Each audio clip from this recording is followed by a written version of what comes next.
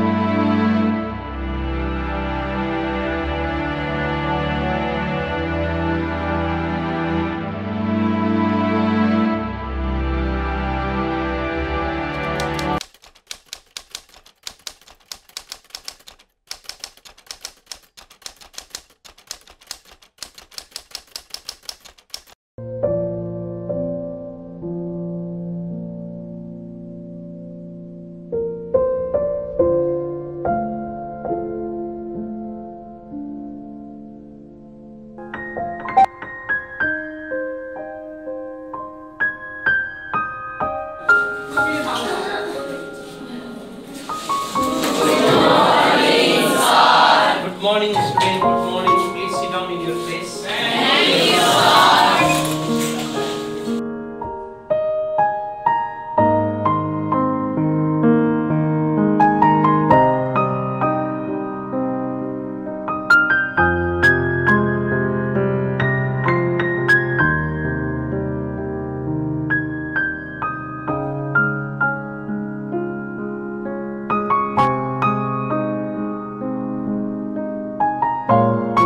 हजुरले हामीहरूलाई कथा भन्छु भन्नुभएको थियो नि।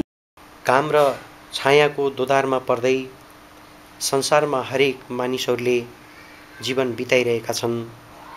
सजिलो अर्थमा भन्नुपर्दा जीवन घाम र छायाको यात्रा हो।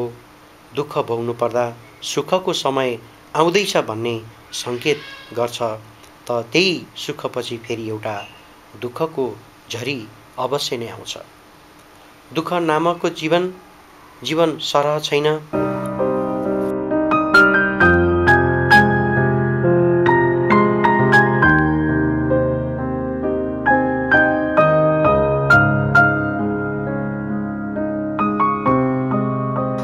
Sir, may I come in?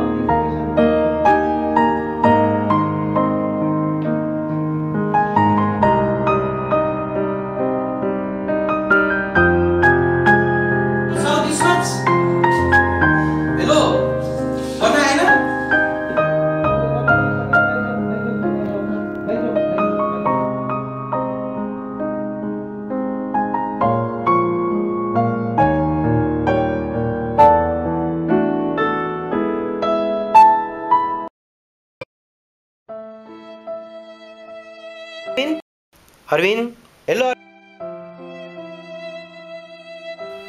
तिमीलाई के समस्या भइरहेको छ?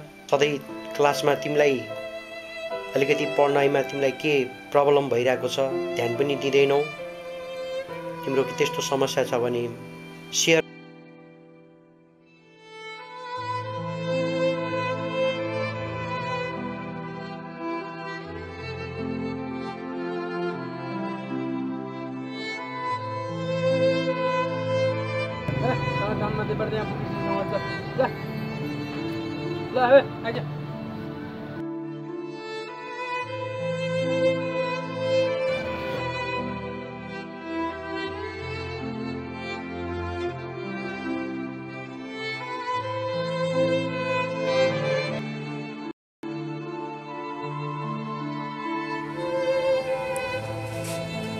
काम पाइन्छ र बच्चा सर काम कहाँ पाइन्छ र उता जा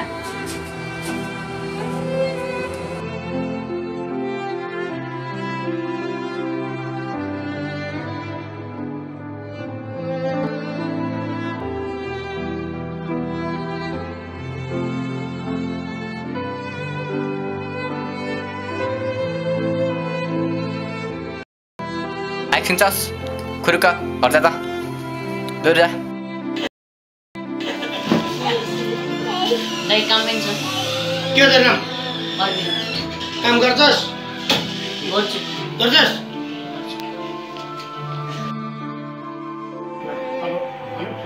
पढ्ने काम राम्ररी गर है बाबु बाई गरी गरी स्कुल आएको छु सर मनको बोझ पनि कम भएको छैन त्यसैले पढाइमा पनि ध्यान दिन सकेको छैन सर अब तिमीले भोलिको दिनबाट तिमीले अरू केही ध्यान दिन्नौ मात्र तिम्रो आफ्नो भविष्य उज्जवल बनाउनको लागि आफ्नो भविष्यको प्रति तिमी बढी चिन्तित रहेर मात्र अध्ययन गर्नेछौ लगनशील बन्नेछौ परिश्रमी बन्नेछौ र एउटा सफल विद्यार्थी भएर निस्कनेछौ म त्यही तिमीसँग आशा गर्छु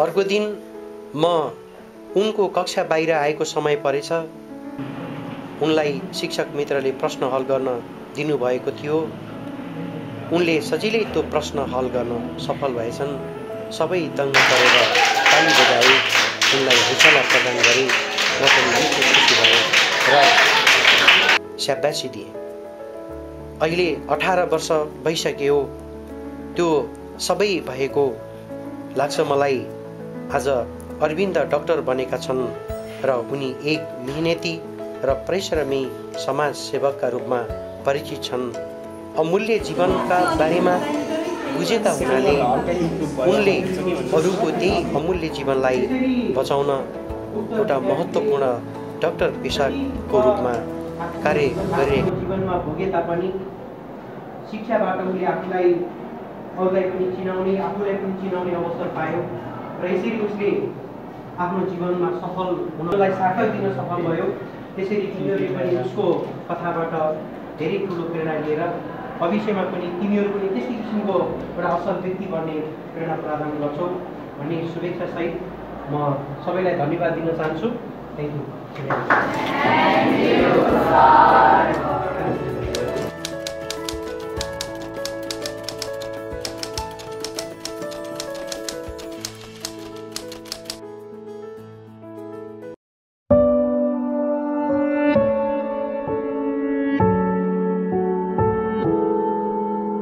you